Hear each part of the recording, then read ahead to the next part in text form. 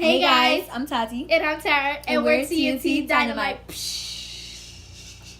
Without further ado, let's get into the video. You hit me. Out of all the damn girls in the world, I done ended up with you. I'm talking all the bad bitches in the world, and I ended up with you. Now I ain't still dwelling on them girls, but I know it's true. I could have been far along.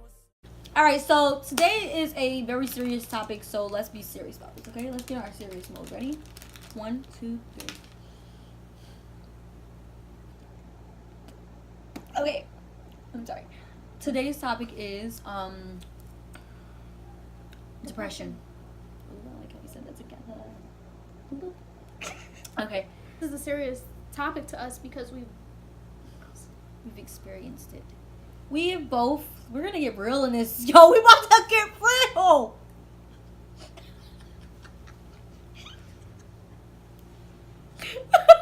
We about to get so real. So, I'm a psychology major, so I'm gonna give you guys a psychological definition of depression. Depression is it 3 days or 3 weeks of sadness? there's two different types of depression. What? There's the one I learned this in psych. It's like the short-term depression and the long-term Yeah. depression, basically, right? The long-term depression is when you're like sad, happy, and then the short-term one is like when you're just sad for the moment, like right there, because something happened to you, like a death in the family, a breakup, or other things. I would say that I have dealt myself with long-term depression. What would you say you have dealt with? sad to admit the same. I feel like it's kind of hard not to deal with long-term depression in today's society. Depression is the biggest, and anxiety, and I deal with anxiety really bad. And I think those two are the biggest mental illnesses in today's society, you know what I mean? So it's hard to meet someone who hasn't dealt with depression. But yeah, so depression is a really like, you can't control it type of thing, just like every other mental illness. Comes when it wants, it leaves when it wants, and it does what it wants. I've had days or weeks where literally I will just be sad for nothing at all. Like, I would just be sad, like, and I would just sit in my room and I would just be like, like, I don't even know what's up with me, but I just, I know what it is, and you can't control it. So it's like, what are you to do? You try to distract yourself. I've learned to deal with my anxiety. It's a lot of different ways to cope with anxiety, but I've not yet learned how to deal with my little spasms of depression that I get. So it's really hard to deal with depression, My depression really, I feel like, started in my sophomore year of high school, before I was going into junior year. It was because I had just broken up with a boy that I was dating for really long. We were dating almost for 3 years, and that has nothing on other people's relationship that they've been dating for so long. But you gotta understand, when you're young especially, like, you think like, oh my god, this is the end of it, like, I'm never gonna find love again. And that's exactly me. Like, that's how I was. And that's when it started. And what happened? I remember literally every morning it started like this. Every morning before I would go to school, I could eat breakfast, yo. I love breakfast. I be starving when I wake up. When this started, I never ate breakfast. I would just, like, and to keep it from my family, I would just tell my mother, like, oh, wrap that up for me, I'll eat it in school. And I would go to school and throw it away because I had no appetite. It's like I was scared to go to school. Not scared, kind of scared and sad to go to school and to just see him, kind of like that. So that's how it was. That's how it started right there with the eating. And, I got through it or whatever. I learned to deal with that, and I got better. I cried a lot. Those probably, my last 2 years of high school were, like, really bad, I feel like. Because I feel like after that, I went through a lot of stuff in high school. And another thing that attributes to my depression is, just like everybody else, self-esteem. And a lot of things that attribute to my self-esteem issues is from my health problems, because I don't know if I told you guys this, but I have a lot of health problems. But one of the biggest ones I had was my back, mostly because growing up I had to wear a brace to school. I was just short, and I have like a really long scar on my back. You know, as a girl, especially like in the summer, you're wearing bathing suits. Everybody's wearing these 2-pieces, and I would not want to wear 2-piece. I want to wear a little 1-piece because I don't want nobody seeing it. So that attributed to my depression a lot too. Like, I would just think about that, like, I'm not pretty, all this stuff, and that would just make me really sad.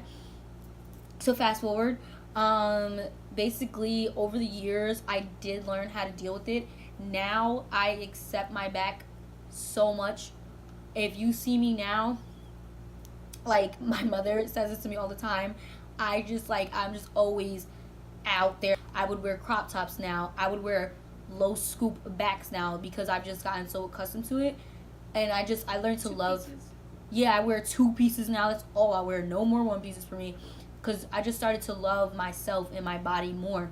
And I'm not saying that stopped the depression, that stopped anything, but it did help me a lot more, because nothing really stops depression. I feel like it's a lifetime disease, I feel like. So that stopped it right there. However, the depression led to my anxiety, and I got really bad anxiety. Also, the summer before I entered college, I was not able to eat, and a lot of people ask me how I lose weight, and I used to tell people I don't know, but I do know. It was my anxiety. I was not eating because I just couldn't eat. I had an eating problem where it felt like I was choking whenever I would eat. Whenever I would swallow, it like stopped and then it would go down. So I felt like I was choking, so I just didn't eat because I was just like really scared of eating. My anxiety is really bad, and I used to really hate my anxiety, because with anxiety you get irritated really easily, and I didn't know this. And in the beginning, like, I would just black out on everybody around me. I used to black out on her. I would black out on my sister, my mom, like, and everybody would just think it's just me having a bad attitude, and it wasn't. It was literally just my anxiety. Like, I didn't know how to cope with it. I didn't know why I was like this. I was just getting irritated and then sad, and then like, I'm fine, and then boom, I'm irritated again and sad, and then like every little thing just made me scared. And then boom, my grandmother died, and I was really close with her. Like, we were really close with her, especially she lived 2 blocks away from us, so we were really close. And so when she died, like, I guess it kind of made it worse for me, because I realized, because I'm really scared of dying, which you guys know from the first video. So it kind of like showed me, like, okay, it's like your grandmother, then your parents, then you know what I mean? So I'm like, you know what I mean? Like, we're getting there. So that made me really scared of dying. I would just get a lot of stuff, literally, basically, and you would tell, like, I was annoying about it. And that's another bad thing about anxiety, is that mine was so bad I was annoying about the stuff I was anxious about. And then last year, spring semester, I found out about a large cyst I had on my left ovary, and that's really when, like, I just feel like my life went right back to like that high school depression again. I was just really sad. I was like, there's always something wrong with me. I'm not gonna be able to have kids. Like, and I feel like no one understood me for this, because, like, as a girl, as a woman, and I try to explain this to everyone who just felt like I was not right for feeling like this, but as a woman, I feel like the last and the best thing I could do, exactly, like, that's the best thing you could do as a woman, is to bring a child into the world. And don't even say, why are you thinking about that at 18? It wasn't even like I'm thinking about that at 18. It's like, I have cyst on my ovary. I had to take out my ovary, and then they were finding cyst on my right ovary. Almost had to take that one out.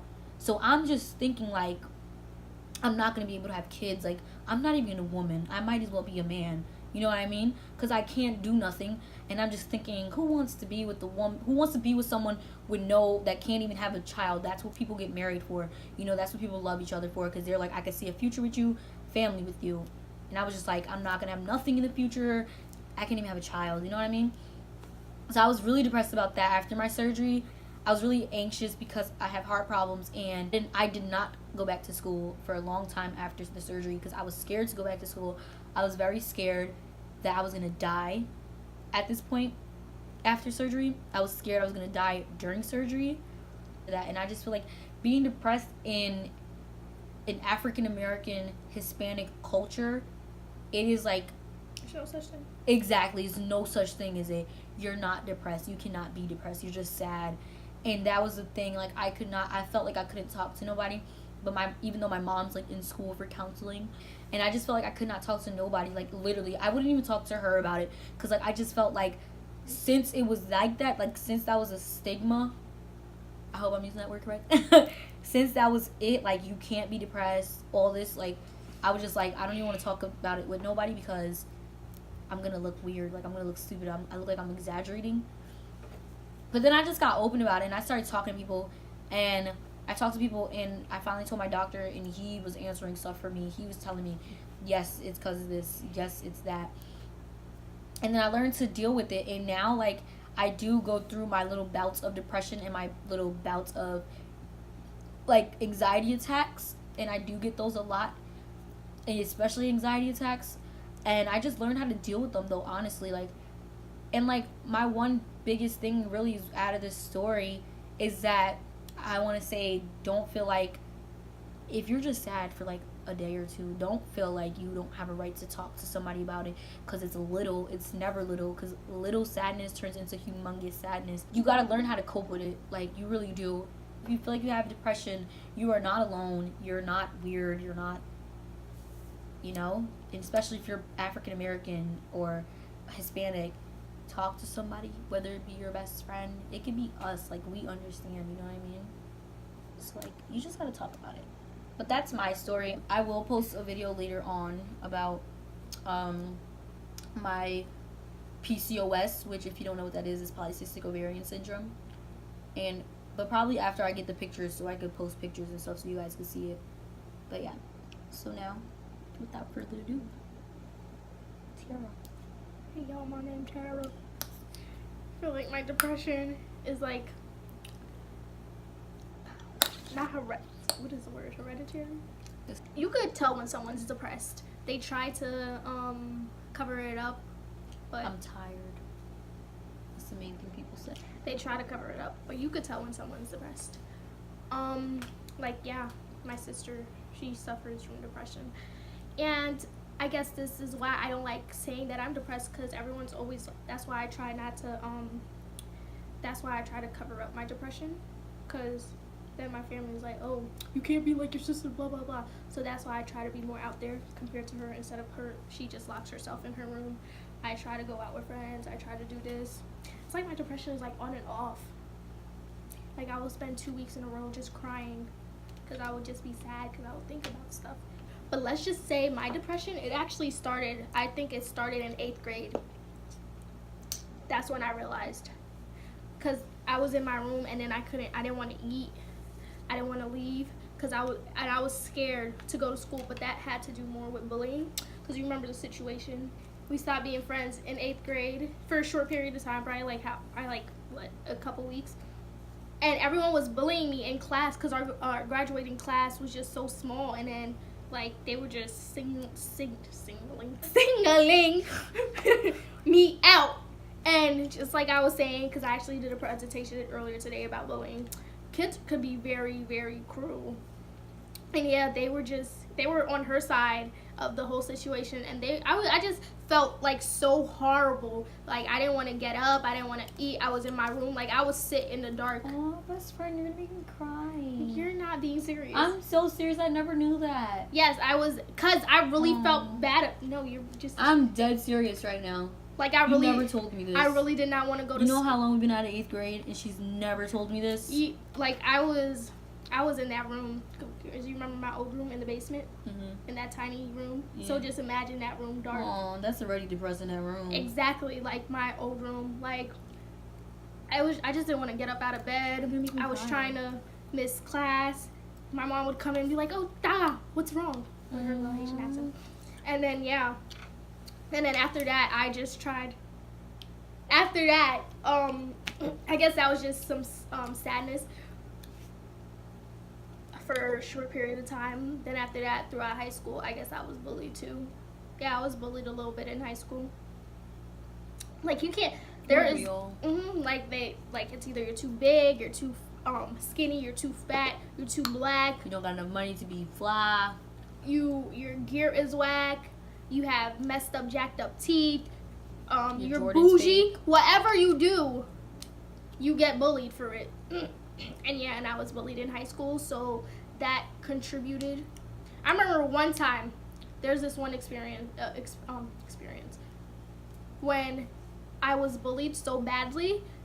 It was freshman year, and it was, I think it was Freshman Friday? I don't think it was Freshman Friday. And someone stole my shoes, and then I had to walk barefoot in the hallways. When? It was someone we're friends with now did it.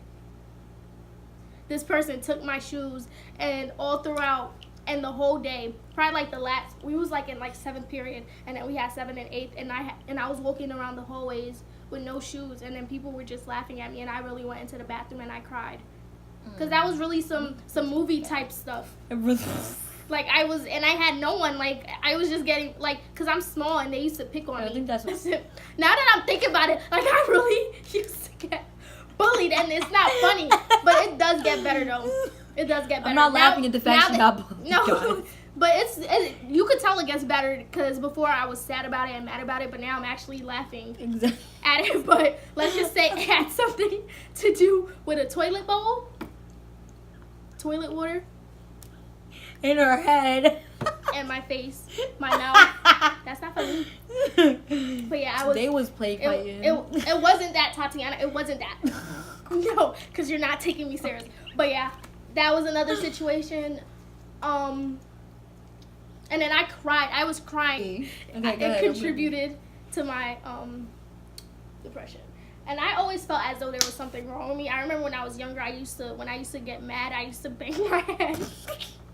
That's not like it's like. But recently, I guess my depression came, like when it hit hard.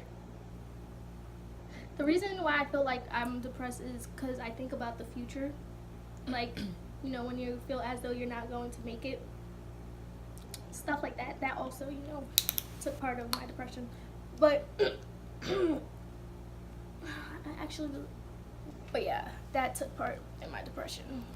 And like I said before, my depression is like on and off. I feel like I'm using this term so lightly, but in all reality, I know I'm depressed. My depression, like I cry a lot. My depression, it probably usually lasts about 2 weeks or so. Then I realize who I am, and I'm like, why am I sad over this, even though it's still in the back of my mind. But yeah, guys, that's the end of our video. I feel as though it was more for her, because she actually is comfortable about talking. That's the psychologist in me. I'm not there yet to talk about it, but at least I gave you guys a little detail of the bullying and how it made me feel. But I'm gonna need you guys to wait. I'm gonna need you guys to subscribe. I'm gonna need you guys to thumbs up. I'm gonna need you guys to share.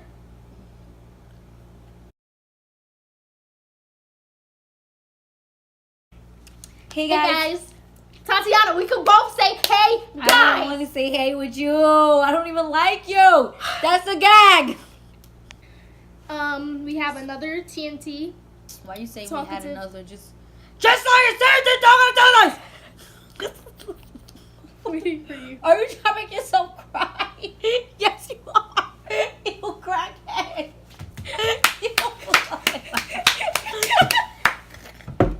Out of all the damn girls in the world, I done ended up with you. I'm talking all the bad bitches in the world, and I ended up with you.